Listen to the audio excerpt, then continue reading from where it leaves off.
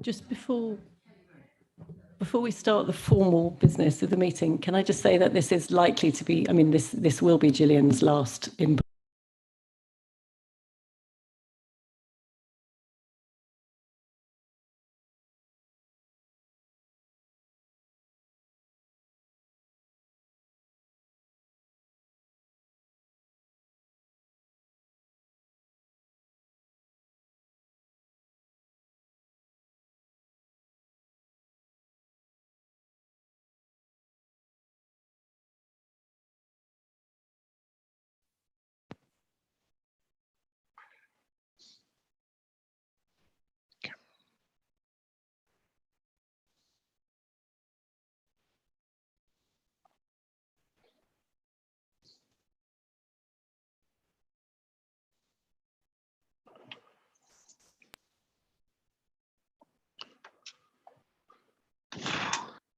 Can't actually hear it.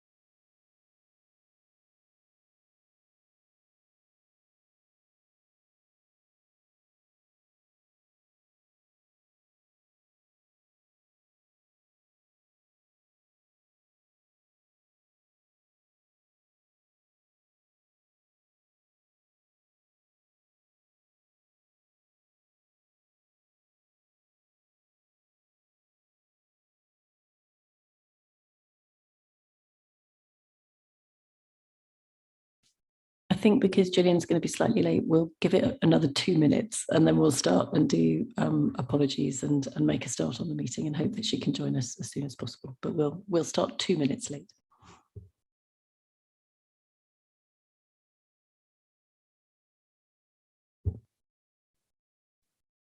She's in the SCG meeting. That's why she's late. She's downstairs.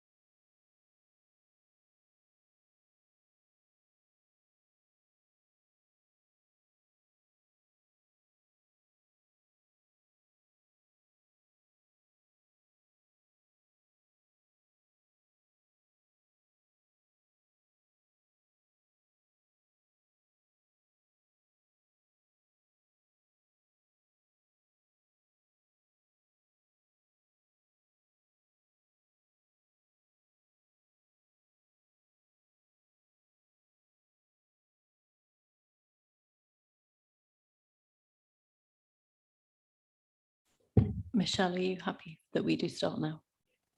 Okay. Right. If you let me know when we're online, and we'll start the meeting.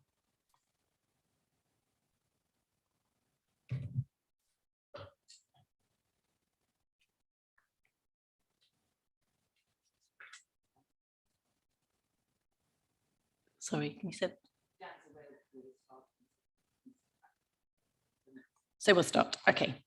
Thank you very much. First of all, welcome to everybody to this meeting of the Strategy and Resources Committee. Welcome to those members who are here present in the room. Thank you for being here and for your care over the COVID restrictions that we have very carefully in place this morning. We are very distanced, and most of the officers of the council will be joining us via Zoom, not in the room, in order to make sure that we keep this meeting as safe as possible. In order to keep the meeting as safe as possible, I would also quite like to encourage members to be as brief and efficient as you can in your contributions, so that we can keep the time inside together to the minimum. But thank you very much for being present. The County Council allows filming and photography at its public meetings, so do feel free to take pictures and tweet. I realise that most people will be doing that virtually, but nevertheless, this is a public meeting. Can I ask, though, that everyone present in the room turns their phones to silent or vibrate while the meeting is taking place? Please also be aware that this meeting is being live streamed, and a recording of the meeting will be available to view on the County Council's website. There is no fire alarm scheduled for today, so if the alarm sounds, please leave by the nearest marked fire exit and assemble in the car park. I would just also like to say at this very start of the meeting that this will be Gillian's last meeting in person at the County Council. She will be arriving with us shortly. At the end of the meeting, we will go downstairs and outside in order to say thank you properly to her. But it is very important that we note just how important she's been for the County Council over the last 6 years. So the first item on our agenda is apologies for absence and declarations of interest. Would the Democratic Services Manager like to report any apologies for absence? Yes, I've received apologies from Councillor Criswell. Councillor Smith is substituting. Councillor Goldsack, Councillor Hoy, Councillor Hay is substituting. Councillor Murphy, Councillor Maria King is substituting. Councillor Schumann, Councillor Costello is substituting, and Councillor Wilson and Councillor Slatter is substituting. Thank you very much. The next item is, does any member wish to declare any disclosable pecuniary interest or non-statutory disclosable interests? Thank you. Welcome, Gillian. Any declarations of interest for this meeting? Richard. I'm not sure if it counts as a declaration of interest, but as I did circulate to councillors earlier in the week when full council was still on, I'd had a cough. I just want to be very transparent and say I have had a PCR test. It is negative, as well as the lateral flow test. So I obviously wouldn't be present here today if that hadn't happened, but I just want to reassure members. Thank you very much. That's very helpful. Thank you. Okay, I think we'll move on to item 2 on the agenda, which is the minutes of the previous meeting. We're being asked to approve the minutes of the Strategy and Resources Committee meeting on the 2nd of November as an accurate record. If any member does not agree that they're an accurate record, could you please raise your hand now? Councillor Count. Thank you, Chairman. It's not so much a matter of accuracy, it's a matter of what's been picked up as an action. And at the last committee meeting, you agreed that the way that the farms estate reports into the council, you're going to look at the structure of how that happens, because as a service committee, it seems too big a task for the S&R committee, was the comments that were made, and you agreed that you will look into that, but it hasn't been picked up as an action, Chair. And whilst I have the microphone, I have said it before, I have a condition. I don't know when I'm going to cough. I have taken my lateral flow test. It's not a new condition, so apologies if I do. Thank you. Thank you for the comment and understood. On the farms issue, I think I agree it was discussed at the meeting. I'm not sure that we necessarily agreed it would be an action, but it is certainly something that we are looking at. the feedback I'd got from the last Farms Committee meeting was that the Farms Working Group was that working group was actually working very effectively. So if you disagree with that, it would be interesting to note. But I had some feedback that the last the Farms Working Group was working very effectively, and that was why I didn't feel that there was necessarily a need for a further action. Yes, my understanding of the minutes, if you look at the recording, was you agreed that you bring back to us what you said you were considering it, so you'll bring back to us. You now said you considered it, but you haven't brought it back to us except for my questioning. I'm not sure, the Farms Working Group has no decision-making powers, and the actual workload that they get through is huge, which we don't see. And then there's a very finite line, as we've seen in the Millhouse Farmhouse, very small amount of things that's come to us, whereas the farms estate is a huge responsibility. So that was the reason for the question. If you're stating that you're satisfied with the way that we are the committee responsible for that, then let us know that that is your decision, and we'll move on and deal with that. Okay, I think what I'm going to suggest is that we pick this up as part of the review of the committee working more broadly, which is due to happen as a consequence of the peer review returning in February. So they will be coming back in February to look at how the whole committee system is working. And I would suggest that we pick this up as part of that broader review, and that it will come back to committee, therefore, after they've come and done a broader review. Thank you, Chair. So what I'm understanding you're saying is that is now an action to be picked up by the peer review and to be captured as an action. Is that correct? I think it's already in the actions for the peer review. Thank you. Any further comments on the minutes? Okay, thank you very much. I will sign those at the end of the meeting. We now move to the action log. I don't know whether there are any further comments on the action log. I'm not seeing any further comments, so that's excellent. We'll move on to, on that basis, if members are happy to approve the minutes as written, subject to that change, sorry, not subject to a change, I'll sign the minutes and we'll move on to item 3. Item 3 is petitions and public questions. We've received no petitions or public questions for this meeting, so we will move on to item 4. Item 4 is the joint agreement and peer review action tracker report. So I'll ask the Director of Business Improvement and Development to introduce this report. Amanda, over to you. Thank you very much, Chair, and good morning, everyone. This paper is our regular update on the joint agreement and peer review action plan, which we look at every committee. There are a number of areas that sit directly within the remit of this committee, which we may want to discuss in more detail.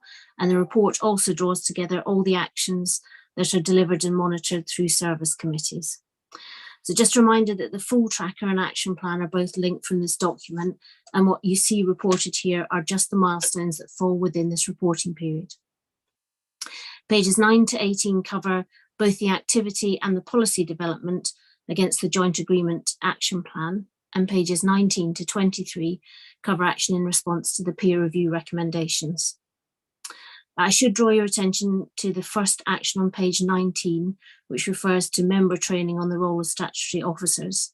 At the time the papers were written, this training was scheduled for the 8th of December, but since then it has been rescheduled to the 31st of January to give members more time and opportunity to attend. So, Chair, in the interest of brevity, because of the COVID restrictions, I think I'll stop there and take any questions that the committee may have against this report. Thank you. Thank you very much. So we'll now move to the debate on this item. Councillor Cant. Thank you, Chair. I've one question, and then after the question is answered, I'd like to just discuss some of the items. The question I have is regarding the decoupling of joint management arrangements with Peterborough. The workshops that have gone on, that the peer review said it was a good idea to have a workshop to fully understand that. The paperwork seems to indicate, I'm not sure about this, that primarily it was Gillian Beasley and SMT that went to these workshops. So a direct question is, which politicians, senior politicians went, and can they tell us what their what they discussed and what they're moving forward from the politicians' point of view, please. Thank you. So that's a question to me and Elisa, who were the politicians who were there. We had a very constructive discussion with Wayne and his deputy in Peterborough. The conclusions from that discussion are that in some respects, we're going to carry on discussing this.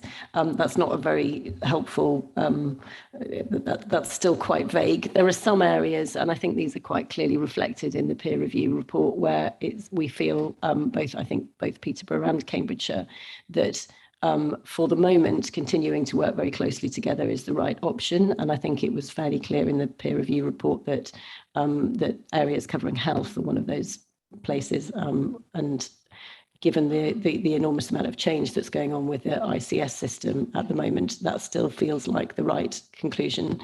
I think the area of most uncertainty at the moment is the area of children's services. Partly as a consequence of that discussion, we are commissioning a report from looking into children's services and the impact of shared services, but also the way our children's services are working more broadly. We have that report is being undertaken in January and February, and we'll report in early March. So that's the timescale on that, if that's helpful. I hope that's useful feedback. Okay, thank you for that, Chair. So I'll comment on that and then other things in this paper, if I may. There's a real issue at stake here, because the actual pact that you published and went out to the public with said a moratorium will be placed on any new senior director level and above appointments shared with Peterborough. All new senior appointments will be made for Cambridgeshire County Council only. I think it's high time since May that you actually make an announcement regarding that, what you're going to do, as I've just asked you about the feedback, because this level of uncertainty is actually driving a wedge through the management team. You're hemorrhaging senior staff, and on exit interviews that or private discussions that I've had with some of them, this is a real concern for them. At the interviews for the new chief executive, it's raised by the final candidates as an area for discussion because of the concern it has. So what I'm saying is that you cannot allow that statement to stand unless you either reinforce it or change it to where you are now, because of the level of the void and the uncertainty that it's left in the organisation. On other areas, I've commented before that there's quite a difference between the original pact agreements and these milestones that are going in there, and I'll comment on some of them at the moment in a minute. And it's a shame that we don't see them side by side, but I'm going to pick up some points that are relevant to the pact being watered down, and some that are actually things that we picked up at the very start the agreement of system-wide outcomes monitoring framework. I'd like to pick up on one of the things that is quite a good project, the Holiday Activity Fund. So the watering down is the original pact stated that you provide free school meals, but now it's free school meals only whilst the Conservative government pays for them. And apart from that, you're going to develop other things and look across what could be done and develop new things, such as the Holiday Activity Fund, which does supply school meals as long as it's funded. On interrogation of that, we've discovered that approximately 60% more eligible young people in Cambridge City than East Cambs access it, and it's similar but slightly less figures for Fenland. So in terms of monitoring this, it isn't sufficient to monitor the numbers in the Holiday Activity Fund. You should be monitoring the proportion of those that are eligible and trying to address the differential and the gap. I've taken that up directly with the chair. I must say that I found the responses unhelpful, primarily pointing for me to try and deal with it, me to come up with the ideas, and me to drive it in my own area, which I have tried to do, but it's actually the county council and the resources of the county council that are important here, and the monitoring that is done. On the subject of the real living wage, the statement I don't believe is wholly accurate, because unfortunately the staff were told on the 19th of November that they would be paid the real living wage, would be backdated to April. However, that was out of date by then, because the real living wage by then was actually £9.90, not £9.50. So when will they be getting the real living wage that is actually indicated there? That is now existing, rather than the one that was out of date when you actually announced it to the staff. And also, you mentioned that you're working towards achieving accreditation.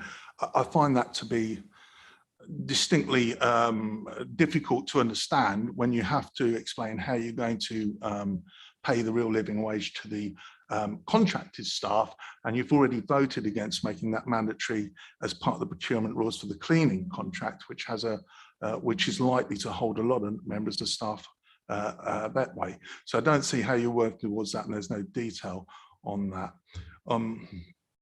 Moving down onto the, if I may, the computer's just gone on a little bit of a slow here.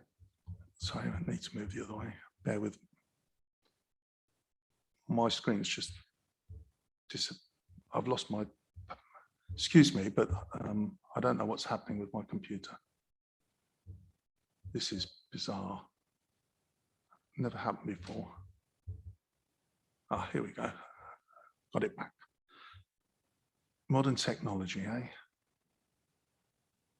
On one of the notes, which is the transformation, apparently this is on number, trying to get the number for you, 1.8, further develop the current organisational resource to better support wider transformation and innovation. I just want to point out that here we are in December, and you've been in charge since May, and we haven't had a single transformation project come to the SNR. So I'm very disappointed that you aren't using the fund that was set up specifically for that purpose, which means that you're becoming increasingly dependent on the level of reserves and tax rises to deliver budget savings rather than transformation and innovation that is promised for there. In terms of the council working with other areas and delivering its projects through in collaboration with the district councils and parish councils, etc. I note the new proposals going forward are actually to set up a whole new layer of bureaucracy, which I want to draw to your attention that we don't agree with. The situation is overcomplicated at the moment, and to propose a whole new layer of bureaucracy to deal with the delivery of services we feel is inappropriate. On the pact, it states that the library services will be free for anyone on university credit, and that has been watered down to a full review of the library service to ensure it's meeting the needs of the people. And one that's not so much from the pact, but more a case of, like the Farms estate, you have a establishment of a strategic program management office run through Amanda Askin, but we need to have a route for what could be £1 billion control environment. We need to have a route through the political structure, and that's not been covered off. So that's one to take away. So thank you, Chair. Thank you. Is there anybody else who'd like to respond to any of those points before I come in? Richard. On the Peterborough issue, certainly in my area, and I suspect in all of them, there's a very considered and constructive discussion between members from the administration and our senior officers about this. So I don't recognise at all what the Leader of the Opposition has said. We are beginning a process of change, as we all know in this room, but we're doing it step by step. The next step, of course, is the appointment of our new chief executive, which is a Cambridgeshire only appointment, and then that will then lead to other things happening. His appointment was supported by the opposition, so I think everything is on track there, and you, Leader, have made very correct reassurances there about areas that we won't want to change as ones that we will. And I find it quite strange that the Conservatives in this council are asking questions in the tone that we've heard this morning, when, as you say, discussions are taking place between yourself and the Deputy Leader and your counterparts in Peterborough in a very different tone. So I really think that we should put the record straight on that. And yes, there's some turnover in offices at the moment, but not in the way it has been described, and not that is unusual in a lot of local authorities and amongst other employers at this time. And the second point I make about the real living wage, is the opposition saying it now supports the real living wage? Because they've not done it, the party has not done it nationally. If there's going to be a cross-party agreement for the real living wage in this council, I would strongly welcome it. But I do think that it is strange to be questioned about our implementation of our pledge in the joint administration by a party that doesn't honour that pledge itself. So let's have some clarity about that, and also some consistency of argument. Thank you. Are there any more comments on this paper? Elisa? I'll just make a very, very tiny point with respect to libraries. I was slightly surprised to hear that our action is a watering down of the commitment, when we committed to make libraries, some fees of the libraries free for universal credit, when in reality what we are actually doing now is a review that will result in that fee being free for everybody. So it's not watering down, it's actually quite a big step forward from what we actually promised. And thank you very much. Very briefly, please. Yeah, I think there's some confusion about roles here as to whether we support things or not. Our job is very much a scrutiny role, and to scrutinise the things that are presented to us and are promised to the public. So I'm exposing the fact that you've watered down your promises. That doesn't mean that I agree with every one of your promises. I'm just scrutinising what you're putting in front of us. Thank you for that clarification. I don't see any further hands. Oh, Lorna. Just one point, that if scrutiny is going to take place, it needs to understand the difference between watering things down and actually increasing and extending on the promises that we've agreed. Thank you. I think I'm going to draw this to a close now. I don't see any further hands, and I think we've had a useful discussion. I have to say I'm incredibly proud of the achievements that there are recorded in this document. I think in particular the funding of free school meals at the full rate for children throughout Cambridgeshire and since May has been really important, and actually giving the cost of living crisis, that is a really, really key commitment to have been able to deliver on. But I am also really pleased with the progress that's been made on the real living wage, and very, very pleased with the progress that's being made in the environment and sustainability work that's being done at the council. I think it's really exciting. I do welcome the scrutiny, and I think it's important that that scrutiny happens. I'm really pleased if we are being held to account for things like delivering on free school meals and the real living wage. I think that's constructive, but I'm actually delighted with the progress that we've made in that time, and I think it's great that we've got the tracker, so thank you very much, Amanda. If there is no further debate on that, we will, the committee has reviewed and monitored the actions against the joint agreement and the peer review action plan, and we will then move on to item 5. I don't think there's a need to take a vote on that item, is there, Michelle, because it was an item to note. Lovely, thank you. So item 5 is the integrated finance and monitoring report for the period ending the 31st of October. And the Assistant Director for Finance will introduce this report. So I'll hand over to Stephen remotely. Thank you, Stephen. Thank you, Chair, and good morning, everybody. This report starts on page 25 of the agenda pack, I think. And as you say, is the overall finance report for the council to the end of October 2021. As usual, it contains the council-wide forecasts of the financial position, exception reports, activity summaries, and other key indicators. On the forecasts in particular, you will see on page 26 of the pack in the highlight section, the revenue position is showing. Oh. Stephen, your sound is breaking up slightly, which is a little bit frustrating. I wonder if you might turn your camera off, and then we could see if the sound was better. Is that any better? I think it is, yes, thank you. It's a shame not to see you, but nevertheless, it's more important to hear you. Thank you. I'll start where I left off roughly, which is just say that on page 26, the overall revenue position committee will see is a forecast underspend of £7 million for the year, which is about 1.6%. And on the capital side, again, an underspend of around £7 million, which is 4.2% on the capital programme. Focusing particularly on revenue, that forecast underspend is about a £4 million increase compared to the position at the previous committee, though I did explain there in November that much of this was expected due to the trajectory of spend on key budget lines. So that increase in underspend is due to three main causes, which I'll run through. So about 2/3 of it, so most of it, relates to adult social care, which is what I did talk through at length last time.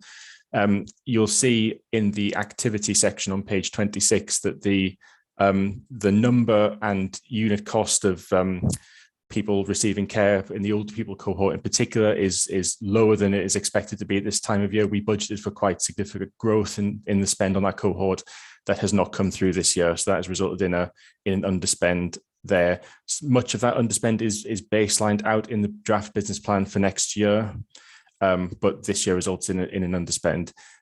It's partly offset by pressures within the working age adult cohort, which again you can see in the activity section.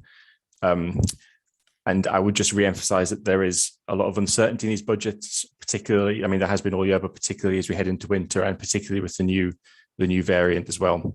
The remainder of that increase in underspend is split pretty evenly between two other causes. Firstly, in terms of capital financing costs. So we're generally seeing the cost of borrowing this year is at a lower level than we budgeted for, due partly to government front-loading grants at the start of the year, meaning that our borrowing profile for new borrowing this year has been skewed later in the year. And also interest rates on our debt on the debt that we've taken out has been lower than we expected throughout the year pretty much. And the rest of the increase in underspend broadly relates to the unwinding of a corporate provision around increased social care costs. This was specifically around where government grants for things like infection control in the social care market were not confirmed for the year. And in most cases, those have been confirmed and at a reasonable level. So this underspend reflects unwinding half of that contingency, with the remainder of that contingency being reviewed more fully over winter. As usual, the report contains a number of specific recommendations as well as the overall position. Recommendations C and D are just for the committee to note changes in capital funding and the more detailed finance report for the corporate services that you have responsibility for. And recommendations A and B relate to earmarking funding from this financial year into next financial year. So on A, committee should recall a previous update around work required on our waste facilities to bring them up to emission standards. There's a revenue cost of that while waste is diverted. And that was expected to hit this financial year, and there was a funding plan for this financial year. But work is now expected to take place later. So this recommendation ensures that the money associated with the revenue cost of that is available in the relevant financial year. And then finally on recommendation B, so following my further run through of the underspend within adults, this recommendation deals with some of the uncertainty that there is and says that it's prudent to take the opportunity to earmark funding into the specific reserve for risks in adult social care to provide some mitigation next year against short-term budget pressures should they arise. That recommendation was put to Adults and Health Committee and recently, and they agreed to recommend it onwards to this committee for approval. So I'll leave the introduction there, Chair. Thank you. Thank you very much indeed. I think we've got two amendments for these recommendations.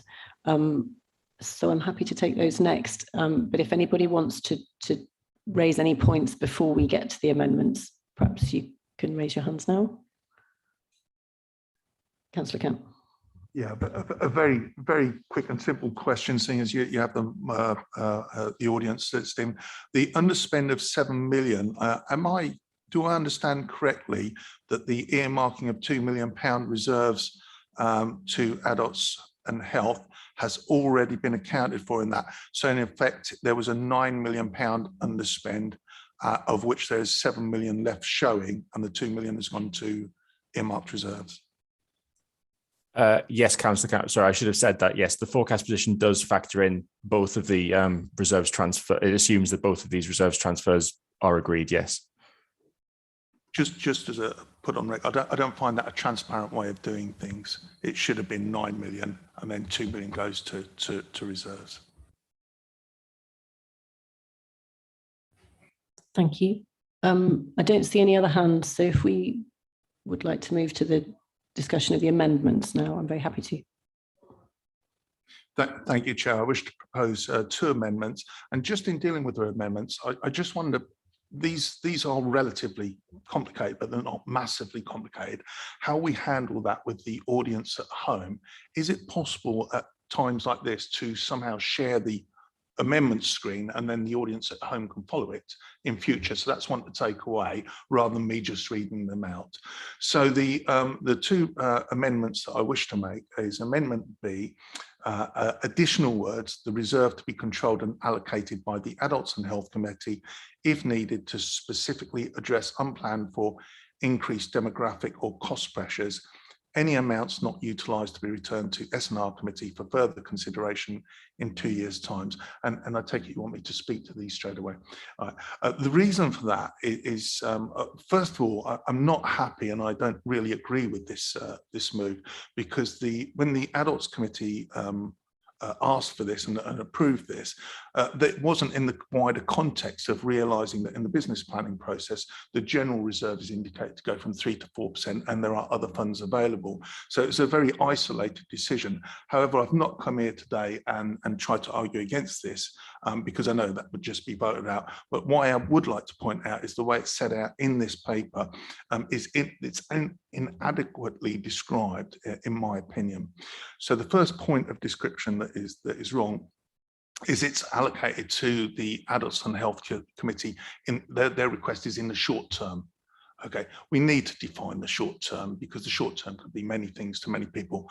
I would anticipate, because it's specifically to deal with COVID risk, that this budget would be held for 1 year, by when we will be well and truly into knowing what's happening with COVID. But I've allowed 2, which is as much flexibility as really anybody could ask for. The second point is the actual wording is the money is to be decided upon by this committee.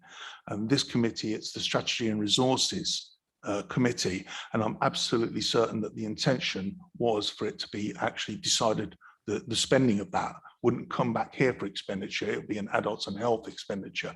So therefore there's the necessity of those 2 points. So I hope that doesn't come across as contentious. It's simply a tidying up exercise where I would understand that if I said don't move the earmarked reserves across at all, that may prove contentious for people. The second amendment I've put forward is an additional amendment E, which is reallocate the current in-year underspend of 424,000 for new scheme development from the joint administration's proposal to be rolled out over into next year. Instead transfer the 424,000 to the highway safety team budget for the creation of a capital 20-mile-per-hour capital fund. The reason for that, I've got to say that when you've got £9 million of underspend in a year, and have done actually nothing new with the money, and actually just using that to accumulate to deal with the deficit for next year, it does come across as a lack of imagination and a lack of leadership for the entire organisation when those funds are available sitting there in a bank account. All right. Now, I'm not saying that you should spend the whole 9 million, but there's certainly things in the coronavirus area that I would have thought that you would have found a claim for, and the children's mental health that we've all been discussing so much. I have decided to focus on one area, to not have any new highway schemes come forward for development from May to December. I am shocked and surprised by that. But seeing as you haven't got anything to come forward, I have been in discussions with the highway safety team, because as we know, people do die on our roads on a regular basis, and we never have enough money for that. And I said to them, you know, if you're going to make use of this money that was transferred to you, what would you be able to create or deliver by the next financial year that you could allocate this to in this year? And the very clear answer from the 2 senior officers was the creation of a 20-mile-per-hour capital fund. This actually coincides with the pact wishes to actually deliver 20 mile per hour for those areas that want it. And I'm in agreement with that. 20 mile per hour should be available to those areas that want it, not implemented from above, but delivered as and where it's needed. So it's quite a minor thing that I'm requesting. And I do hope that you can support it, because that money is sitting there with no plans against it, which is disappointing. So at least you can do something good with some of the money that you're sitting on. Thank you, Chair. Thank you very much. I'll come to Richard first. So I'm commenting on the First Amendment, not the second, and I guess we're having that debated first, are we? Yeah. First of all, I welcome the amendment. If the motivation behind the amendment is to have a better explanation, which is what Leader of Opposition said, then that can only be a good thing, and I'm happy to engage in providing that. The one generic point I'd make before getting into the detail is that the previous administration left us with an £80 million funding gap over 4 years. And so where we are able to identify some underspends, and they're overspends and underspends naturally in the course of our budgeting during the year, it's about prudent financial management, not just to take those underspends and spend them in the short term, but to understand that we're in a 4-year process here and we've been left with a huge black hole in our finances. And I hope the opposition would have some due humility about that rather than criticising us. But let's get on to the specific wording of the amendment. This is all about COVID. It's about completely exceptional circumstances that none of us have got any decent or reasonable basis on which to judge, and these huge fluctuations both up and down in terms of demand for adult social care services because of COVID, which it is absolutely impossible to predict exactly what the outcome is going to be. And I share the optimism of Councillor Count that maybe in a year's time it will be clear, but I think if we'd have been meeting in this room exactly a year ago, we might have said the same then and we'd have been wrong. And I think it's impossible at this point to predict the outcome of the pandemic, and therefore to put our financial projections on a really confident basis. And what is happening with our projections on adults and health is that they're changing month by month, and we have to just monitor that, understand the consequences. We have got an underspend in relation to elderly persons. The reasons for that are highly tragic and regrettable. Let's be honest about it. Whether that will continue in the future, it's impossible to say. And the creation of this reserve is a very, very sensible thing to say, yes, let's take the saving that we've identified in the normal course of financial planning, but let's actually recognise that the conditions of COVID mean that we have to have a huge precaution about how we handle that in terms of our budget planning going into the future, and therefore the creation of this reserve is just an indication of that. I think the issues raised in the amendment about that being controlled by the Adults and Health Committee or not, you know, I have to say those are, we'll accept it because the opposition bring it forward and we don't want conflict where we can avoid it, but we're a collegiate council and all of these issues are reported openly in committees, including this committee, and of course that's going to be the same going into the future. I just would want to say to colleagues around the table in terms of the unpredictability, we are in a situation at the moment where we're extremely concerned about care homes handing back contracts to the authority and us having to deal with the consequences, and we're managing a number of those conversations on a day-to-day basis. Many of the care home providers are suffering from workforce pressures in a way that we are ourselves. And in terms of the issues about fair pay, which were being talked about earlier, which are hugely difficult for many of our care home providers, but then which have a price tag for us in terms of our budget. The second thing is that the government has given some extra money for winter pressures, great, but it finishes in March, and those pressures are not going to finish in March. And that's very, very worrying. We hope the government will change their mind about that, and we're certainly pressing for that. But that's a huge worry about our budget going into next year. And thirdly, although I think we're all just digesting the results of the local government settlement that was announced yesterday, it does appear from an initial readout that the extra money we're getting from social care from the government is less than the extra cost for social care, which the government's announcements have put on us. And for all of those reasons, there are huge worries about how we budget for all of this.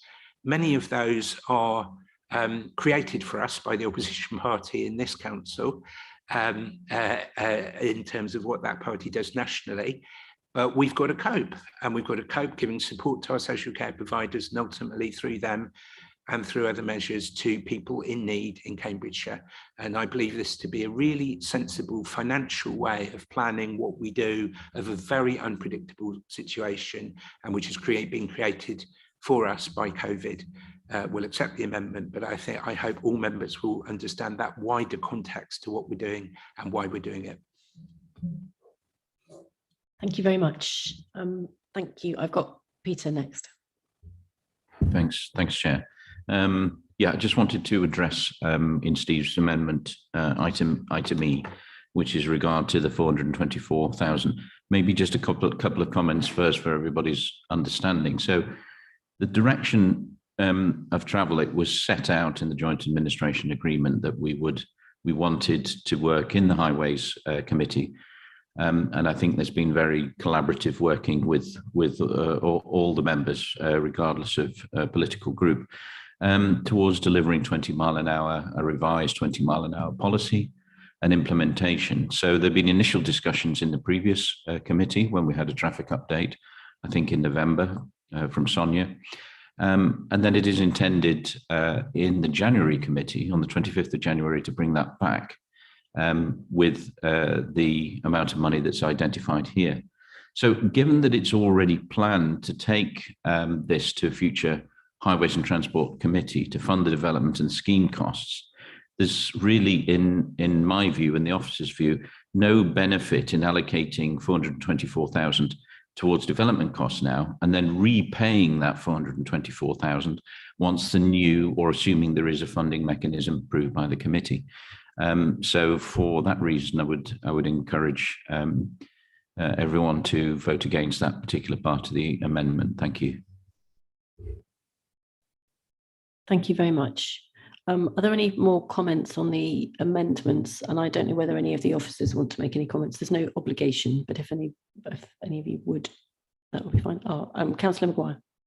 Mac. Thank you, Chairman. I'm not sure I understood the point that Peter was making there when he said that about the repaying the amount back. I understood this amendment to be looking at using this underspent as an addition to progress in the 20 mile an hour zones. And a point I've made whilst Peter is absolutely right in terms of the broad agreement there on the principle of the 20 miles an hour. I've certainly stated in a couple of our meetings that there's a slight difference between introducing 20 miles an hour in the city or any of the other urban areas as opposed to the rural areas, and the affordability for sort of local communities where they might be wanting to make bids through LHI or etc. as to whether a small parish council can afford this. So unless I've misunderstood, why would we be paying back extra money that we're saying this underspend should be put back into it? Do you understand my question, Chairman? Yeah. I do. Peter, do you want to respond briefly? Yeah, I'll try and respond.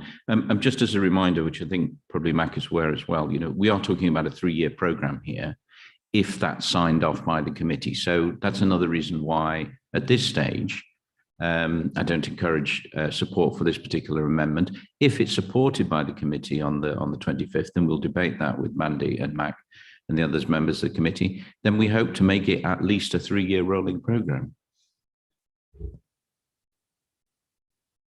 Thank you. I don't see any other comments. I'm just going to make a couple of comments myself on item E, and then on the slightly broader debate that there's been about the budget, and then then I think we'll move to the vote on the amendments and then on the motions, the recommendations as amended. Just on the 224,000 being transferred to the highway safety team budget, I think another reason for not doing that is that I think that there is work that money is intended for, which is why the intention is to roll it over to next year. So I think that there is money that is expected to be going towards the 20 mile an hour zone, and I am really, really pleased to hear that there is support for that project from all sides on the council. I think it's a really important part of how we are hoping to move forward across. It's a really important policy for the council, so it's really good to hear that there is support from across the whole, from all members on that policy. But I think that 424,000 was intended for new schemes development, and the intention is that it will be rolled over into next year for new scheme development. So if you take it away and give it to something else, then it can't do the work that it was intended to be doing. So I think that particular amendment, while some of the intention is welcomed, I'm not recommending that we accept that. On the broader items and more of the debate that Councillor Count was talking about, I do just want to challenge the idea that there's 9 million sitting in an account. This council has a very high level of debt. We have high debt across the whole council. That's needed. It's been for building schools and a number of other things. If we have additional money, it just reduces our debt. It isn't necessarily sitting there waiting to be spent. And it's very important that we understand that every bit that we can reduce our debt also reduces our debt charges. And in an environment where we have major inflation risks, we have really significant risks of rising costs. And given the rise in interest rates yesterday, that there is also a risk of rising debt costs. The idea that we would be reducing our debt, I think, is an important one.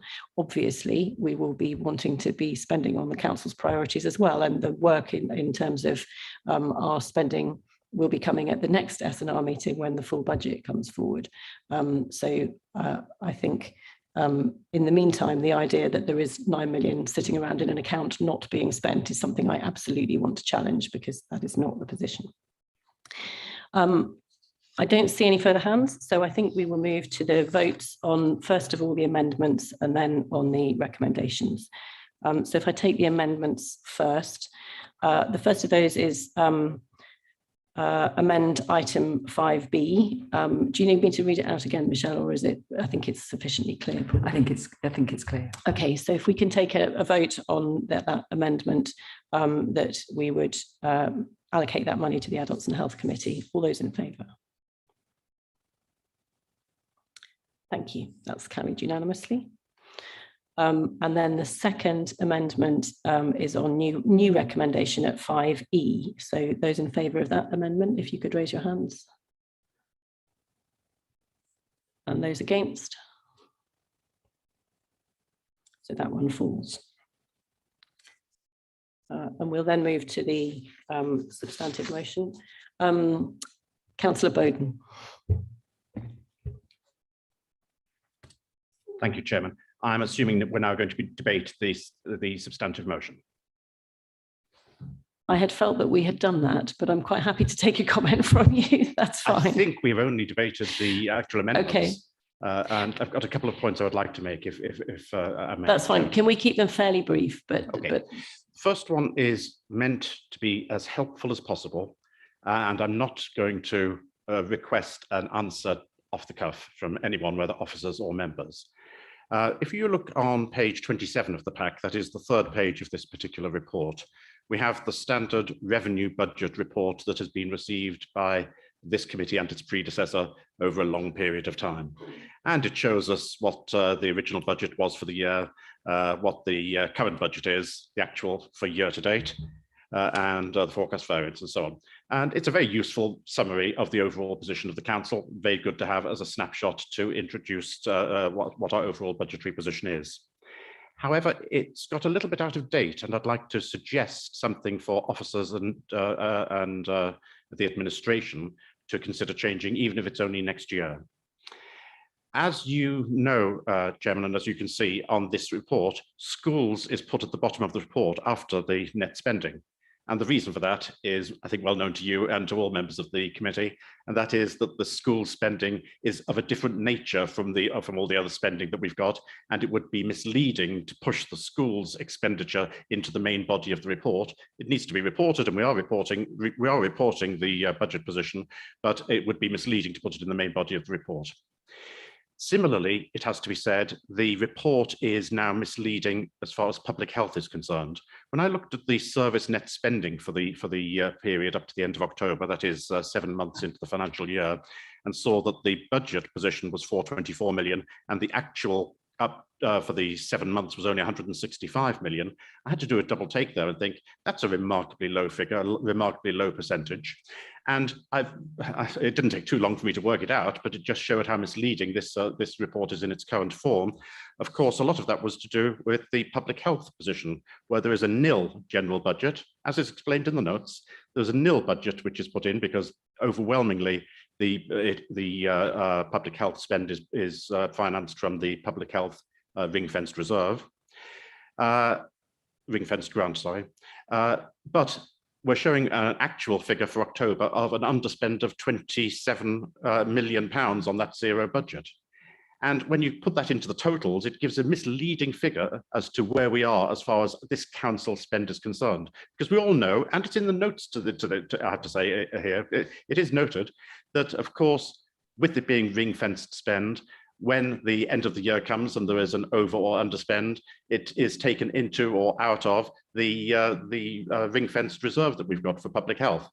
But it is really misleading to continue to put the public health spend in where all the other main spend is that we do. And it was justified when we used to have a real budget out of the council's own coffers for public health, because then it was a real budget figure and a real effect that it has on the council's overall reserves. But now that's no longer the case, and it hasn't been now for a few years.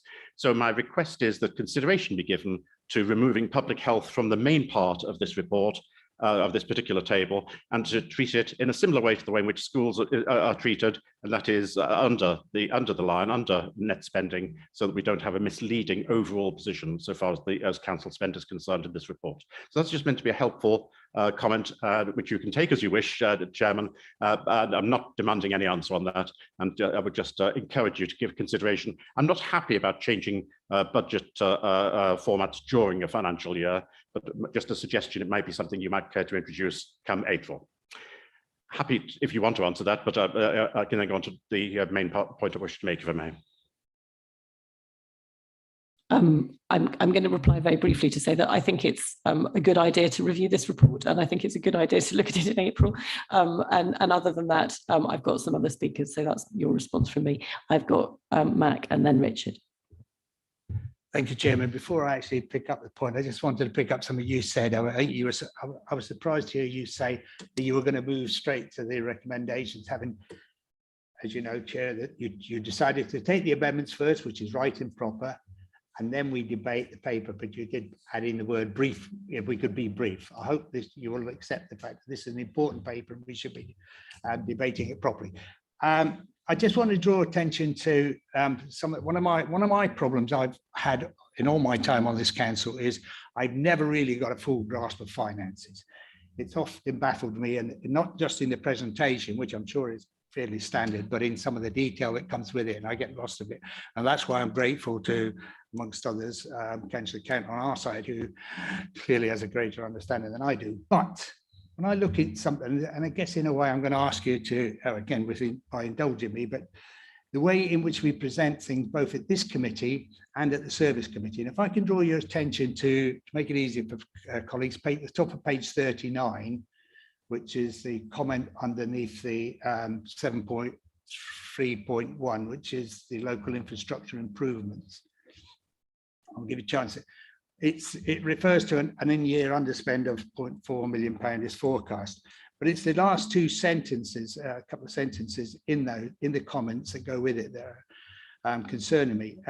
Most of the delays are on the schemes which need to be safety audited. Nothing new about that. We've all often had that problem.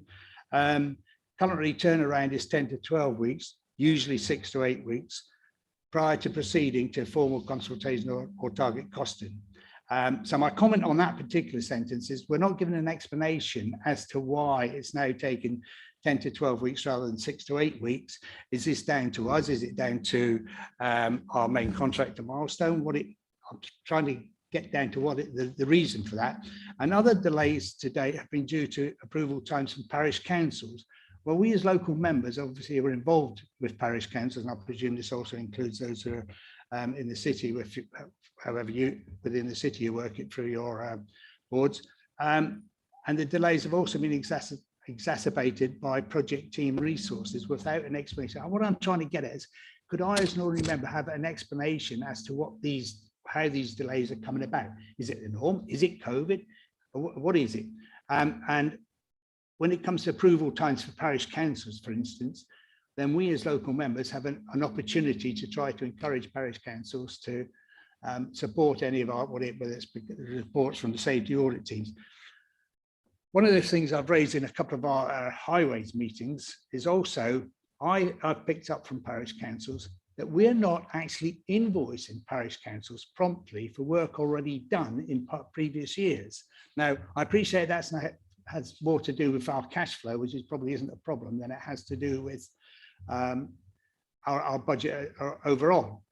But it would certainly be in our interest, and I think through the service committees, not just simply through audit and accounts, where we often get a report on our debtors and creditors, to actually emphasize this, because we as local members can push on that. But it's very difficult when I'm trying to encourage my parish councils to put forward LHI bids, and then, but also when they're trying to deal with local highways officers, you say, we haven't got any money, and then they turn around and say, but you're not even billing us for work that you did last year. So I would like a better explanation, both in this committee and in the service committees, as to why these delays are happening and what we're actually doing, as I say, to encourage parish councils, both to the take up of LHI bids, but also on the invoicing side of it, if we could sort that out. So I've got some other speakers, but I'm happy to come to Peter next if you wanted to reply. But I also think that this is quite a detailed issue, and we can pick it up outside the meeting potentially. Peter. Yeah, I think the questions which Mac raises are very legitimate. It did come to our committee last time, especially this issue on invoicing. It is a bit of a cliche, but the response is complicated. If I just say one thing, which is there was a huge backlog in terms of safety audits had to be done. So officers were able to, obviously during the summer, proceed with those. But we had a lot to catch up on. And if Mac is content, I'm happy to give him a more detailed written response. Thank you, that's very helpful. Richard is next. Thank you. It's not an answer, it's a comment. I do praise Councillor Bowden for consistency. I think in all of the time I've been in this post, they've argued against the integration of health and social care in terms of our committee structure and then in terms of reporting. But we just respectfully differ from the opposition on that. We see the advantages of integration. And I think suggesting in all sorts of different ways at every meeting, separating it out is, I understand why they do it, but I just don't think it's constructive. I think there should be an acceptance by the opposition that this administration is committed to really integrating these things and to the interrelationship between them. So I respectfully put that on record, because it's not really about, in my view, just this report in this style. It's about a wider point the opposition has sought to make. It has made it. It's in the public sphere. People can make their own judgments about that, but we respectfully disagree. Thank you. And now I've got Anne. Thank you, Chair. This is a minor point, but I think for the purposes of the minutes, it needs to be noted that within the savings tracker on page 56, there appears to be a mistake. AR 6.255, children in care placement, composition and reduction in numbers, showing as on track, but it's in black, which is 100% non-achievable.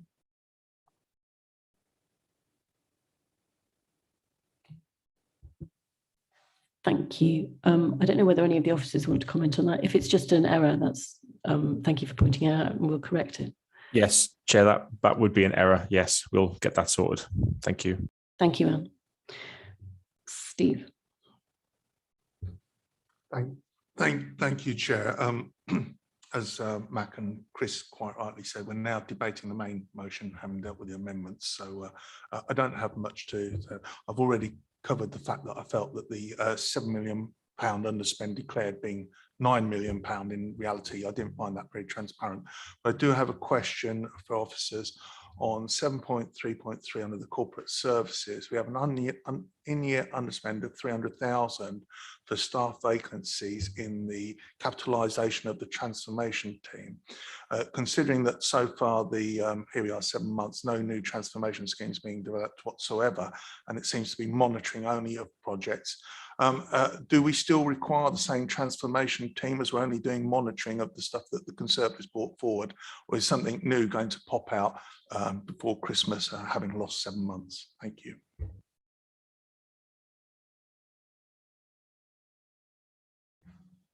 I don't know whether anybody wants to comment on that. I'm very happy to comment on it. I think that that there will be reviews of the transformation fund and how it is spent in the budget. That will be coming forward at the next meeting. I know you asked for an officer comment. I'm not sure it's actually appropriate for them. So sorry, it may have got lost in translation in the overall context of what I was delivering. The question was, are we recruiting to those positions because they are staff vacancies? So is it currently live and being advertised, the vacancies?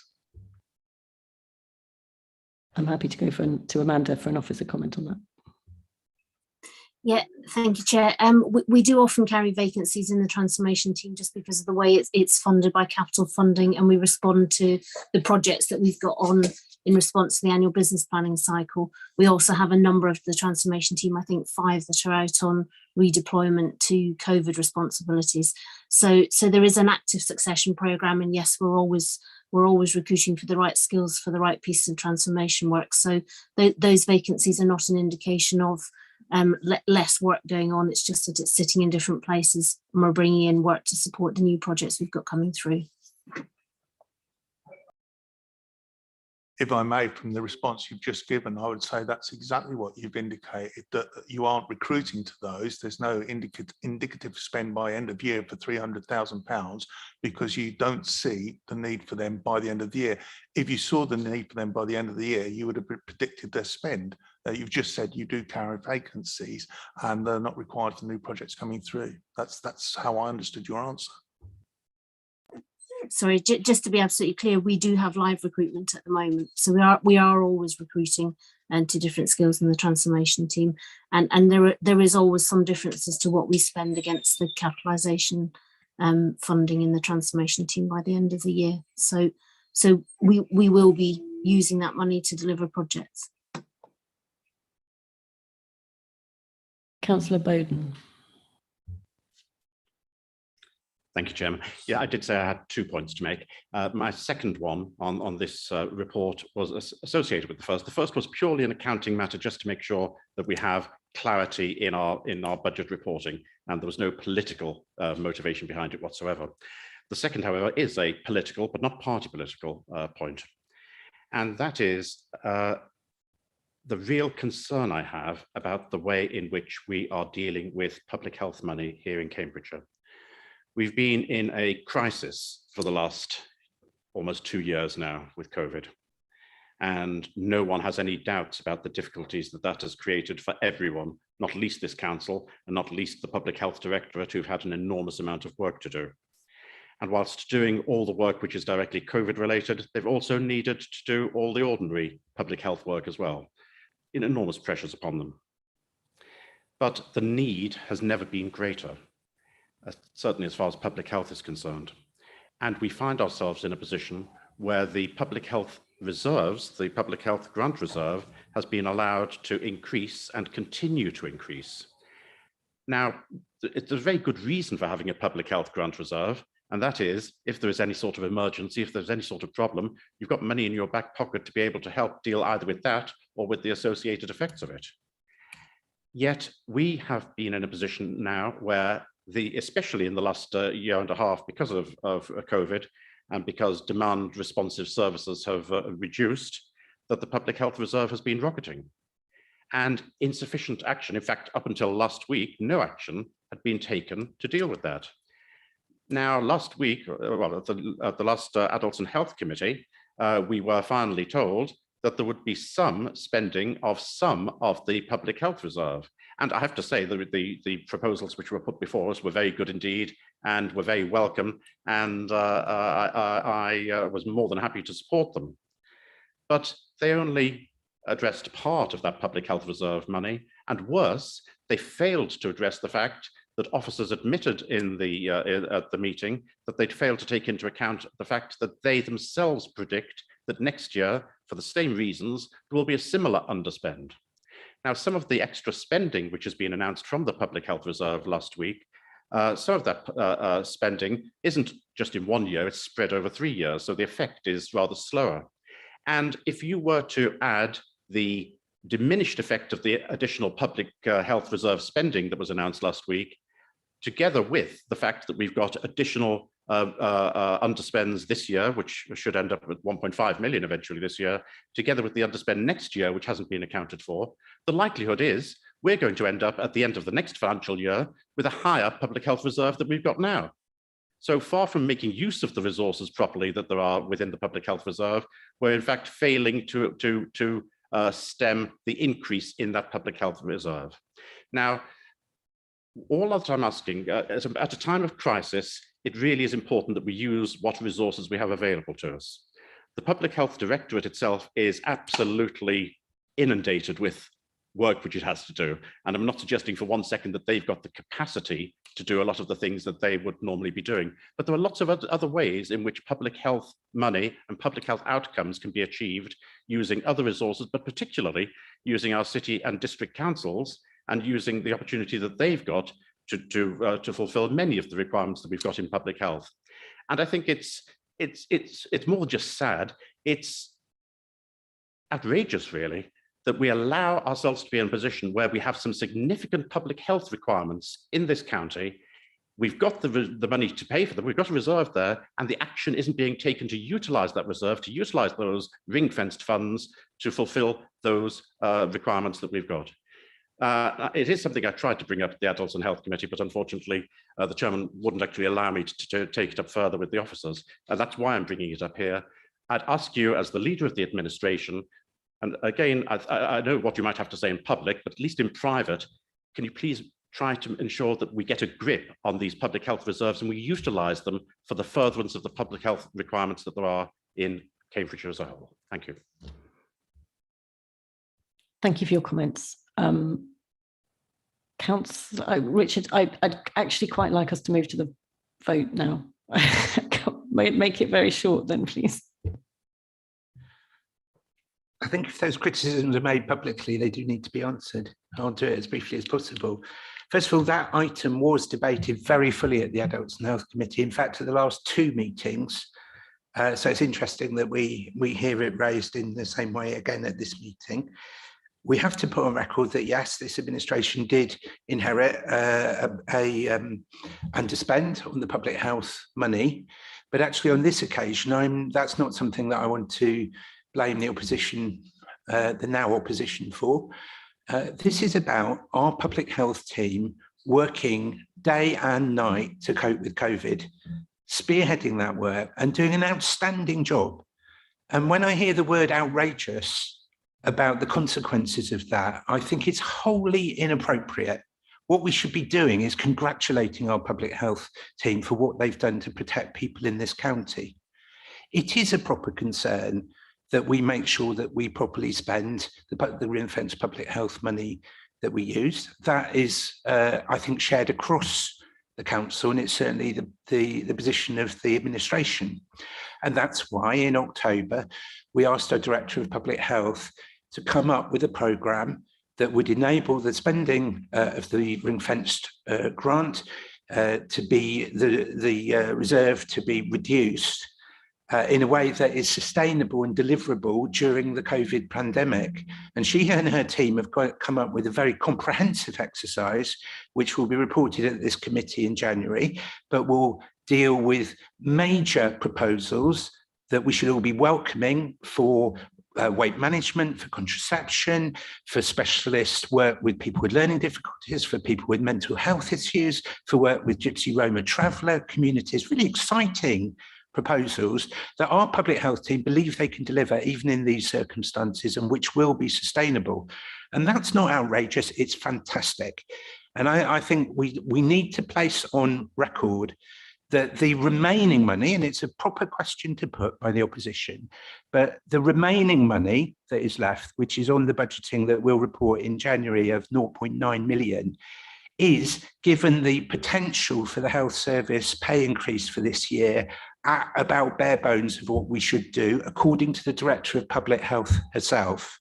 So it's fair to raise it as an issue, but it needs answering. And it's where this administration has seen the problem, is dealing with it, but is dealing with it in a way that is consistent with the COVID context in which we're faced, and with the reserve that frankly was left for us by the opposition. Thank you for those comments. I will now move to the vote. I think we can take them as a block, I hope. So the recommendations on the paper are for the earmarked total of 1.55 to offset revenue costs in relation to waste to be carried over, to approve the 2 million at B with the amendment that we agreed earlier, to note the combined authority funding reduction of 1.9 million in line with the reduced scope of the Wisbech Town Centre access study, as set out at section 7.6, and to note and comment on the finance report, which we have done. So all those in favour of that, please raise your hands. Thank you very much, that's unanimous. So we'll now move on to item. Yeah, could I, now we've taken the vote, just raise a matter of process, because you said earlier on, sorry, you said earlier on that the results of the peer review are going to look at the committees. One of the things that's happened quite recently under the Constitution and Ethics is the requirement to put amendments in writing 2 days beforehand. I can understand that for full council, we get a lot of time to work on those things, and there's a lot of support there. Makes it very difficult for the smooth running of the committees, because we have to give that 2 days notice when a lot of the answers come from officers on the day. I'd like you to take that away and think about whether you could change that on the committee to the Constitution and Ethics. But if you don't, we have a secondary additional problem, which is relevant, a lot to do with the IFMR and also the business planning, is the timing of the meetings. So, for example, the Environment Committee met yesterday, and the results of their committee are fed in these papers, and the results of their discussions, we would expect something to pop out of those committees that sometimes may require an amendment. Well, if the committees are only meeting in that time zone, and we haven't seen the minutes or the papers are discussed with the chairs, we are constricted from being able to bring forward amendments. It's just not possible to deal with it. So we either need, if you won't change your mind on the committees, that's very much on the timing of 2 days, then we do need a gap between the service committees and the strategy and resources committee, so we can analyse the outcomes of them to properly reflect them in the papers. So I'm hoping that's something you'll take away and look at.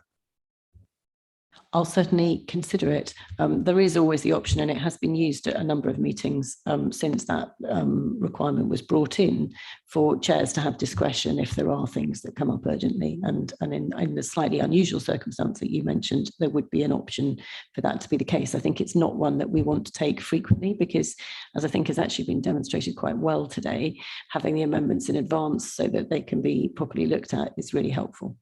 I'm going to move on now to the business planning update, and the Chief Finance Officer can introduce the report. Chair, this report covers progress made with the business plan for 2022 to 2027. Since we last met, I think it's fair to say that the uncertainties connected to the financial impacts of the pandemic have only increased. We continue to see in particular increased prices, market pressures, and volatile patterns of demand in social care in particular. In that context, the business plan will seek to deliver on the priorities set out for the council: recovery for all, healthy living, and tackling climate change. And at the table at 3.6, you can we showed the movement in the budget gaps since the last meeting in November, as well as identification of further savings and efficiencies. on a committee by committee basis. There's significant investment, in particular to the living wage, to the Safe Team in Children's Services, and investments across health and the Environment and Green Investment Committee as well. We show as well in that table the impact of the autumn budget, and in particular the announcements that have been made nationally about the national insurance cost for employers and the increase in national minimum wage, and reflecting the impact of that through onto the council's own finances. And towards the end of that table, we deploy for the first time in the public report our assessment of pandemic-related costs across the MTFP period. So using that unring-fenced grant in a sustainable and programmed way across that period. That leaves a budget gap next year of 15.2 million, with a 24.4 million in the year after. The committee will know that the primary means we've got to deal with those challenges are the identification of further savings and efficiencies, changes to the council tax assumption, and the outcome of the funding settlement. As has been mentioned, the provisional settlement was released yesterday, subject to consultation, and we're currently working through the detail of what was announced. It appears as an uplift to general new services grant, and there's also an allocation directly to social care, and we're pleased that government has continued to eliminate negative RSG. It appears to be a one-year settlement, and relatively modest weight has been put in that formula to social care. And we know that all of the formulas that exist do not favour Cambridgeshire in terms of our needs or speed of growth. So while I think there is enough in that settlement to enable us to balance the position next year across the factors that I've just set out, we will continue to need to focus on year two and the significant challenges that face us in the multi-year period ahead. Section 4 of the report, Chair, sets out the key risks facing the council, and we go on to set out the reserves approach that will be outlined in more detail in the MTFS in full that the committee receives in January, and the committee can see in draft at this stage. We connect the pressures that we are currently facing on the high needs block, and commit to making provision for in our reserves for that growth in high needs, so that we're offsetting the risk were government to take the decision not to renew the current framework, which enables us to ring fence a negative reserve. We also set out the intention to continue to hold the reserve at the 4% level it's currently reached. This is higher than we've held it historically and reflects the additional risks and uncertainties the council is currently facing. The committee also receives with this report the draft Treasury management and capital strategies, and in large part the updates we've made to these papers so far are led by national directives from SITFA. The committee will keep in mind closely the debt charges level, and in particular the way that peaks in years 2 to 3 of the plan.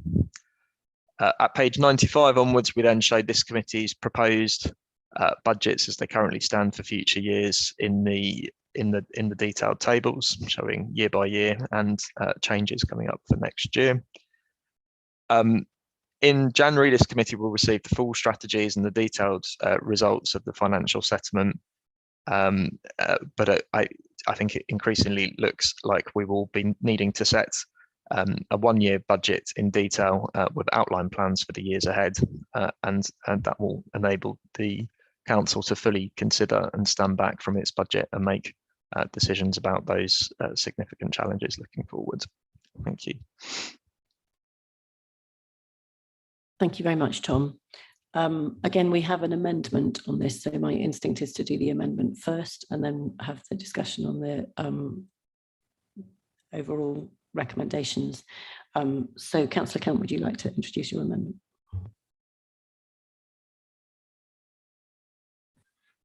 Thank you, Chair. We're proposing a new amendment, Amendment G, reverse out the new proposal contained on tables page 76 over the MTFS and the corresponding mirror image in the capital to, and I quote, replace highways, footways revenue investment with capital. A fairly difficult explanation will follow, and those that can't follow it, I will probably sum up with 3 relevant points if you haven't followed the explanation. There are a number of figures. There's a recurring £1 million figure, 1111, and there's a £300,000 figure. I'm just going to talk about the ones because it'll be easier to explain. So what we did in the Conservative amendment to the budget last year is, a few years earlier, we spoke to the highways team and we said, you know, the roads are deteriorating. We understand that we've had to divert all the money into adults and children. What money do we need to stop the roads deteriorating anymore before we start thinking about actually improving them? And we were told £18 million a year. So we raised the budget to £18 million a year because we said the roads cannot get any worse. And then a year later, we was told actually it's £19 million a year. So we raised it another million. And then last year, we became informed that there was actually, this didn't include the cycleways and the footpaths that need another 4. So we thought, it's really difficult to find £4 million revenue for maintenance overnight, but we can't let things get any worse. So what we put forward was a plan to have a realistic plan to deal with it in a 4-year term. So on year 1, we would have 1 year, £1 million revenue and 3 years, £3 million capital. Year 2 would be £2 million revenue, £2 million capital. Year 3, 3 and 1, and year 4, 4 and 0. So by the end of the 4-year cycle, every year had the same amount of money. Every year, the roads and cycleways and pathways didn't get any worse. And at the end of that cycle, the base budget for maintenance was the correct amount and no more borrowing was needed. Now, one of the key components of doing it in that way is at the end of each and every year, your revenue expenditure becomes your base for next year. Your capital does not. So that's the explanation of what has been reversed in the papers. That's actually gone back. So instead of building up a position where your revenue matches your expenditure, it's been requested to be capital. So you're increasing spend on capital of £10 million because it's not 111, it's 1 + 2 + 3 + 4. Unfortunately, the outcomes of that are threefold. Number 1, you hit a cliff edge in year 5. You've actually slashed your highways expenditure by year 4, and that is in your MTFS. So your highway pack says you will increase highways maintenance and expenditure, and you've slashed it by £4 million. All right, possibly unintentionally. You may not have realised this, but that is the result of allocating it to capital instead of revenue. The second is you have no plan for how to deal with this. You are simply, put it bluntly, putting your heads in the sand and waiting for a better day to arrive. Whereas the measured approach of having to find that money over a 4-year period, was a staggered and credible approach to do it. And third, this is essentially a routine maintenance budget. It's not really appropriate just to keep capitalising. We've capitalised in the past. We many years ago put in £100 million for highways maintenance, but those projects that came forwards were always those really significant maintenance projects that were expected to last for 40 years, not routine day-to-day maintenance. So it's really important for you to have a plan for the future, for you not to load debt onto your grandchildren for routine maintenance, and for you not to slash the budget by 4 million. I say 4 million, it's 4,300,000 because it's the highways, cycleways, pathways as well. So that's the backbone of that recommendation. It's difficult to understand, but it is very important that you don't slash the highways budget in this way or load debt onto our grandchildren.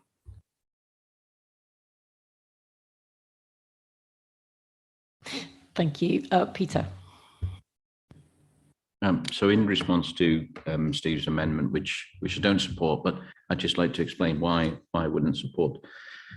So Steve correctly identified some of the history in this. When the footpaths and pavements revenue investment was put in the business plan originally for future years, it was never a funded budget across the county council. Why was that? Because there was a £22 million funding shortfall originally. So new savings would be required to fund that proposal. So it could be said that until funding is identified, it's more an intention than a genuine investment. So what we're proposing in the joint administration, as Steve mentioned, is we fund this proposal and this intention, and it was raised at the Highways Committee. And I know that Simon wanted to bring forward a motion for full council, which hopefully we can still debate. So our intention is to bring this forward with capital funding, as he mentioned. If we approve Steve's amendment, it would create an additional £1.3 million revenue pressure next year, increasing to 4 million per annum across the years. And if proposals are made for changes to the revenue budget, that's fine, but they should be accompanied with proposals for funding the change, and no proposals are in here. So I believe it's unworkable. And I believe that the joint administration commitment and the intention to put it with capital funding does satisfy what we promised when we took over as a joint administration. Thank you. Thank you very much for that explanation. I don't see any further hands on this. Oh, sorry, Elisa. I can do this. Yes, I'll just say this very, very briefly. I think it's really, really important to acknowledge two things. We can address, and perhaps Tom can help us, but we can address the omission of the numbers for the year 5 numbers. They're not a slash in year 5. It's not a cut in year 5. We can address that. There is a problem with the fact that grants that we usually use for these kinds of things are capital, and we have to maintain consistency because it makes sense for these things to be capital because they actually aren't routine maintenance. And our revenue budget is so precious, you can't use it for these things. And I remember the then administration making that point to us in the budget debates over the last couple of years. We can't find that ongoing unless somebody comes forward with grants that are actually revenue rather than capital. We can't find that revenue funding ourselves. It's the only way we can do this. And, you know, to the point that as a result of the previous administration's proposals, the roads actually got better or stopped getting worse. We will have to, you know, let that for the history books, really. But thank you very much for that. Thank you. I'd now like to move to the vote on the amendment. So all those in favour of the amendment, please show. And all those against? Thank you. So that's lost. So the recommendations remain as they are. If we could now move to the discussion of the main recommendations and the main paper. Are there any questions for Tom on this or for any comments? I'm very happy if there aren't, because I'm aware that the meeting is in fact going on. Steve.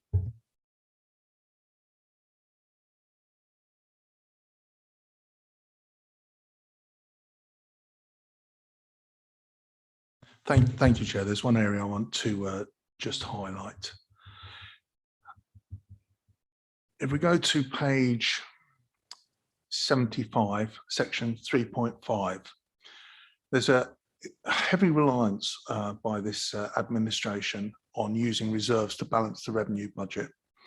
The reserves can only be spent once, and it's not dealing with the overall gap between the ongoing revenue baseline and the actual savings required.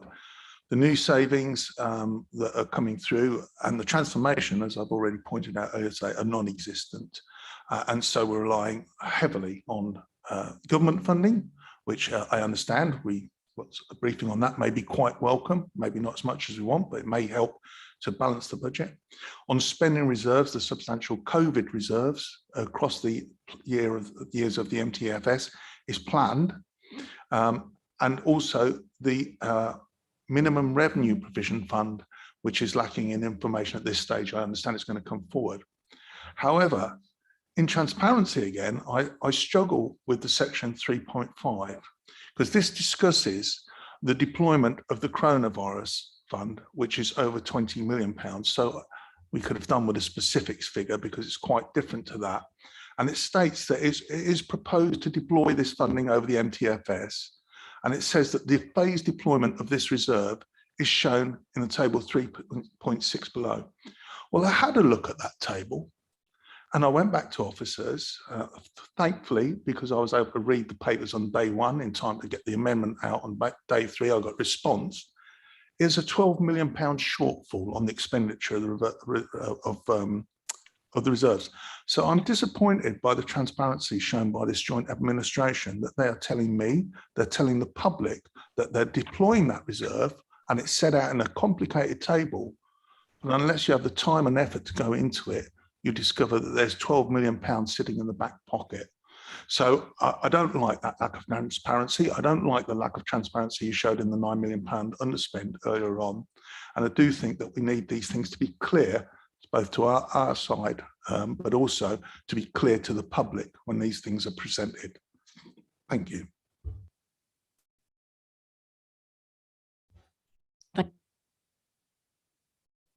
Thank you for those comments. Tom, I don't know if you've got anything you want to respond to that. I don't, thank you. Yeah, I think the only things I would say is to emphasise the uncertainty we're currently facing. So very likely Tom, we're having the same problem with your sound, so I'm very sorry. You might need to turn your camera off. Thank you. That improves. Yes, so there is uncertainty about how just the spending between now and year end on the pandemic is an uncertainty. So we don't have a full estimate at this point of what that year end balance will be, and I think we do need to retain some flexibility at this stage.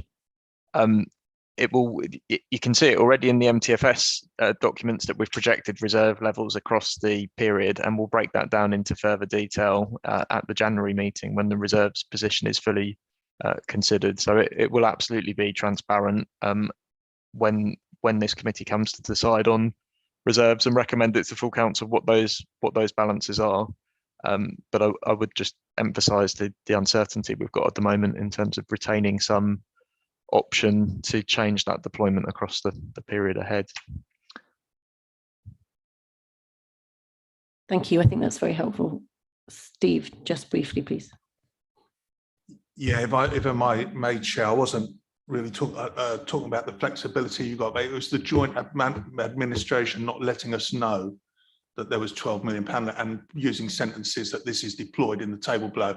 And that is what I'm suggesting that I'm unhappy with the joint administration for doing that and keeping that hidden from us, as they did the £2 million underspend in the first paper. So I would absolutely like it to be clear that there is no intention to keep anything hidden. If some of the language is unclear, then we'll take that away and try and improve it. But the intention is very much to be as clear and open as possible about the spending of the council. Okay, I don't see any further hands. So we will move to the vote on the recommendations, which are to note the progress on the business plan in various ways. So all those who are happy to note the progress, please raise your hands now. Thank you.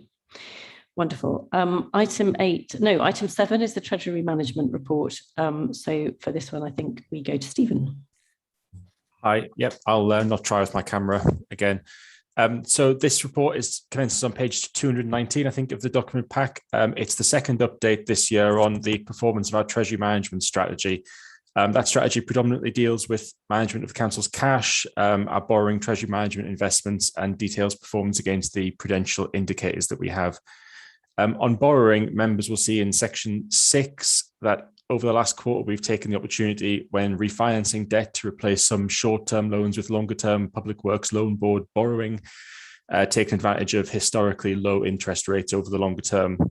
The increase in the bank rate yesterday was generally priced in for much of this quarter's activity, and talking to our Treasury Management Advisor, the markets generally expect further bank rate rises this financial year. On the Treasury Management Investment, section 5 of the report highlights that the underlying capital values and investments remain good, and they're generally making a revenue return in line with expectations.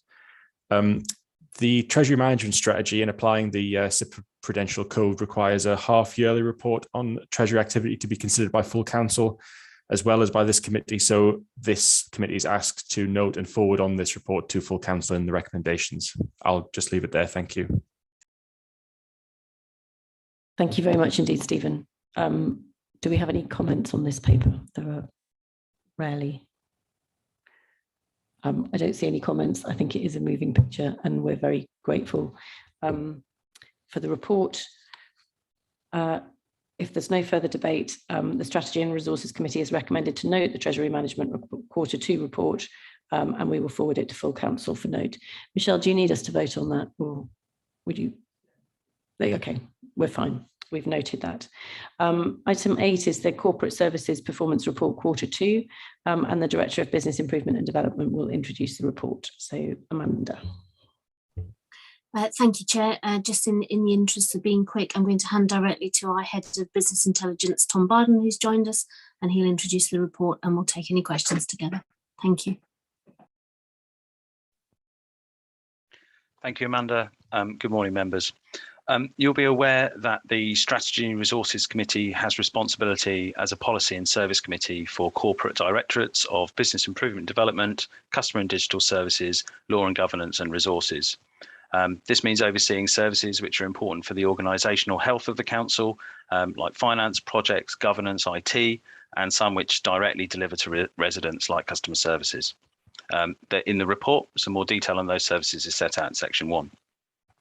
A key part of such oversight is performance monitoring, so that the committee can check performance against key indicators for these services.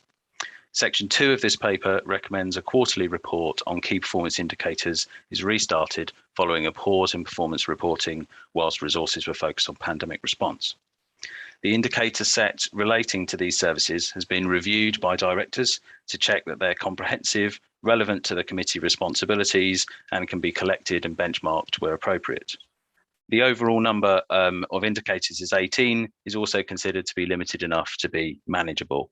Detail of the indicator set that's proposed is set out in section 3. Finally, the report contains an update on activity and performance in each of the directorates set out in section 4. So in sum, the committee is asked to review and approve the approach to reporting that's been proposed, to review and approve the proposed key performance indicator set, and to note the performance set out in section 4 and identify any action as required. Thanks.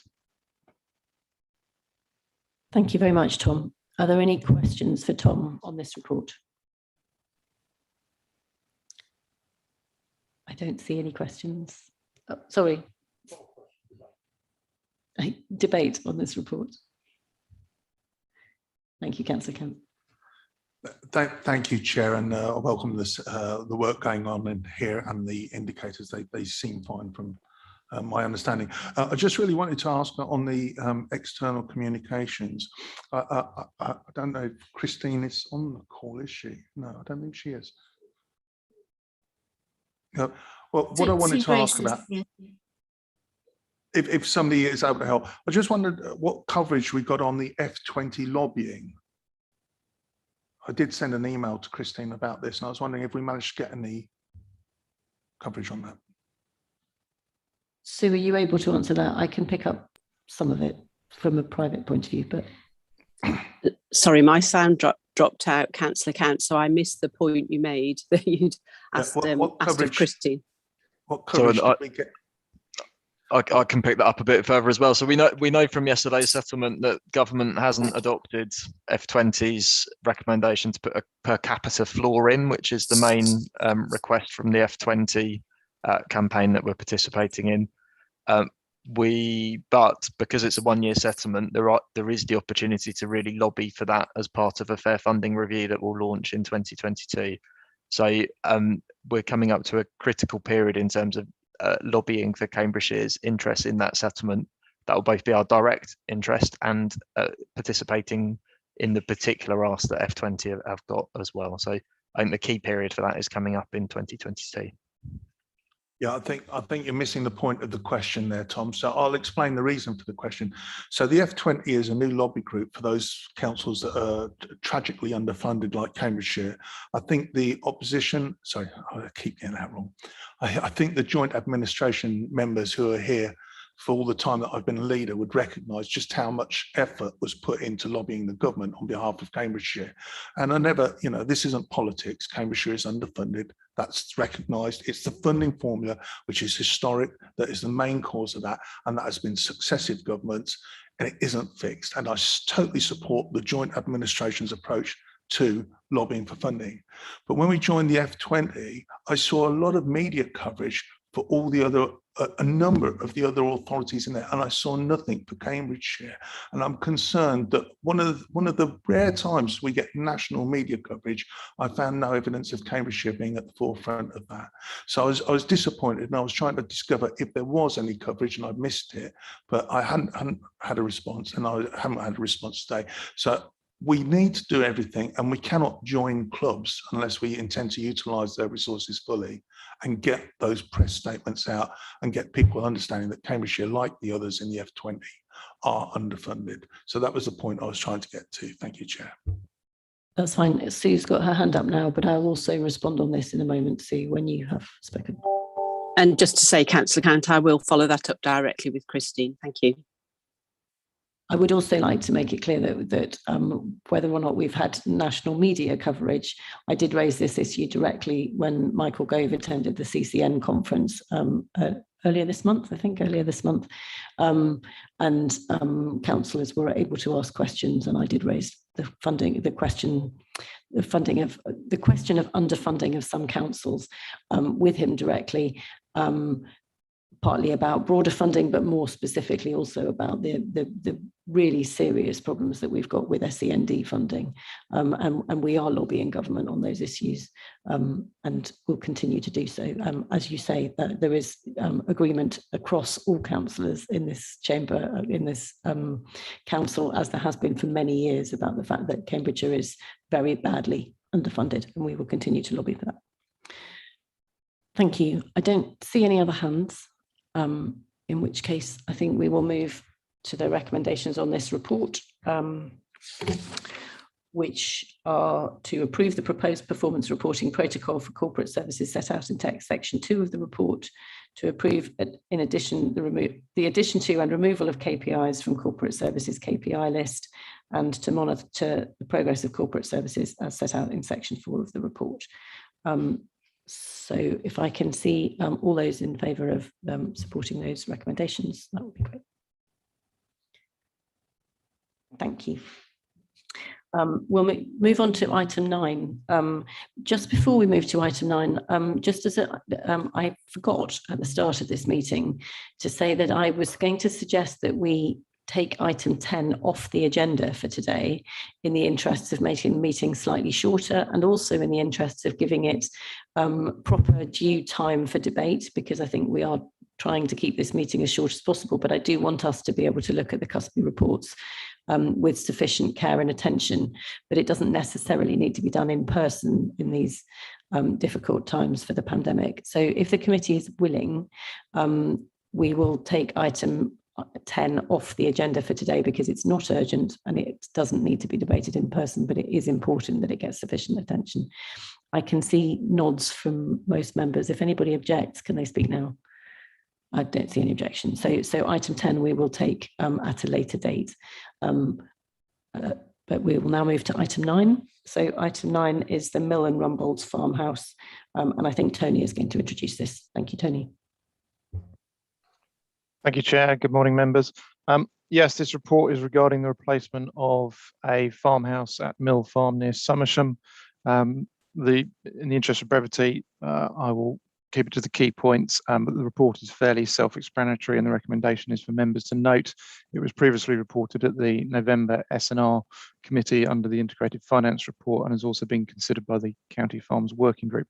But in essence, some years ago, the existing house was deemed to be subsiding and beyond economic repair, and that has continued to deteriorate to the point where it's uninhabitable.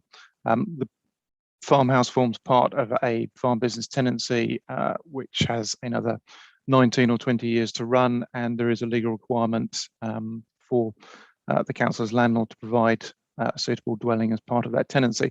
So the proposal is simply to replace the existing dwelling, which forms part of the farm business tenancy, to replace one that is structurally defective.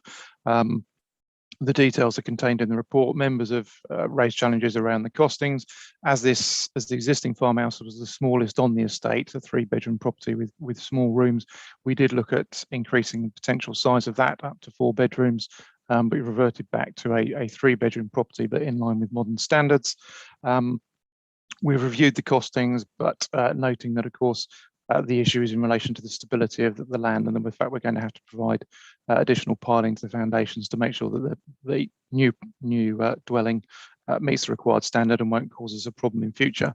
Similarly, members also raised queries in relation to subsidence in general across the farm's estate, and we've included in the appendices a detailed report of the last 10 years in terms of expenditure. So it's noted that we did replace another farmhouse in 2020, so we will have replaced 2 within a short space of time, but as a general rule, this is not a common occurrence, and you can see that we spent in the preceding 10 years or so, we spent about £60,000 over that entire period, excluding the replacement of Meads Farmhouse, on general structural repairs across the entire farm's estate, which includes 140 houses. So you can see it's not an endemic problem. It's one of those, it crops up.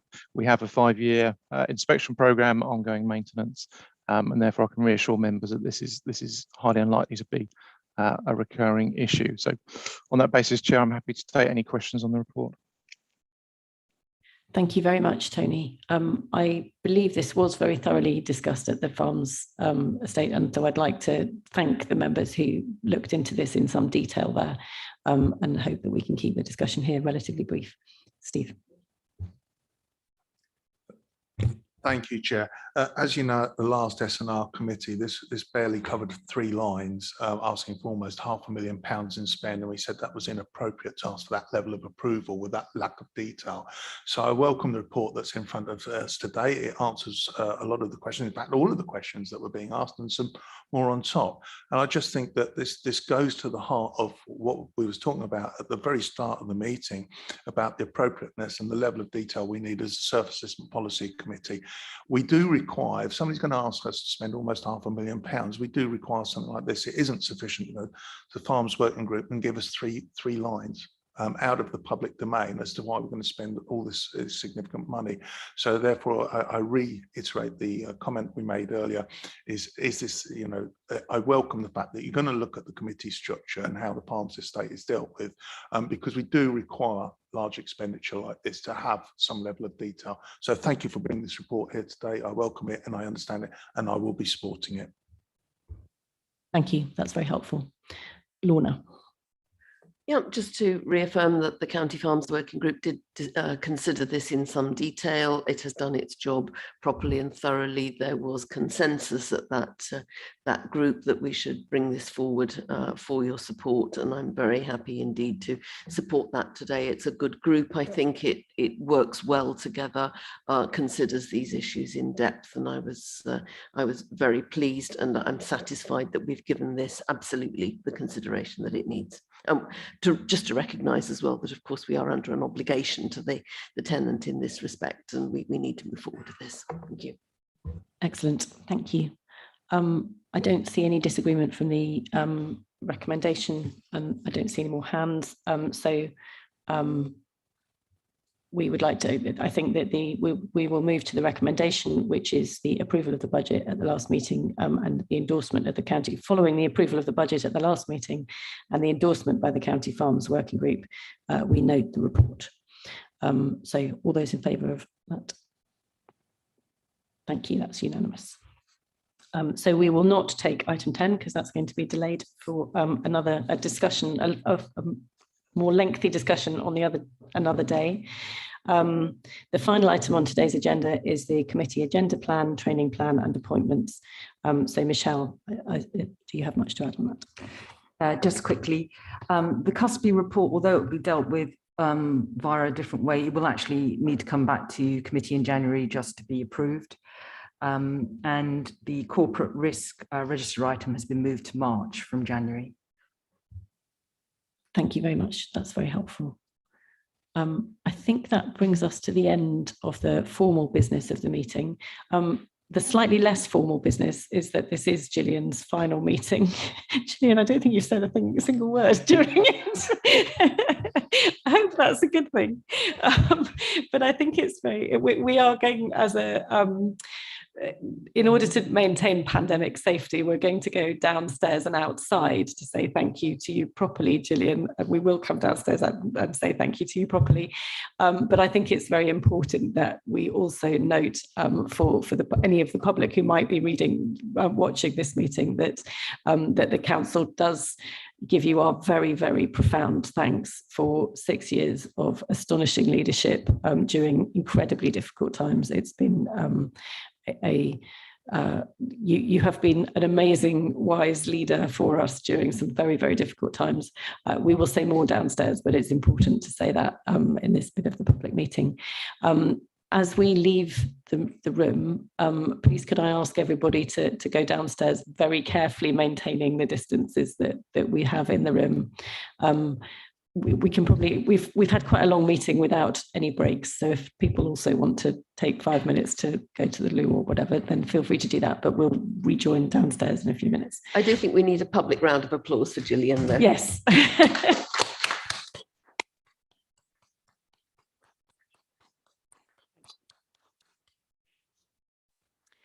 Thank you. At which point I will formally close this meeting and wish all members and members of the public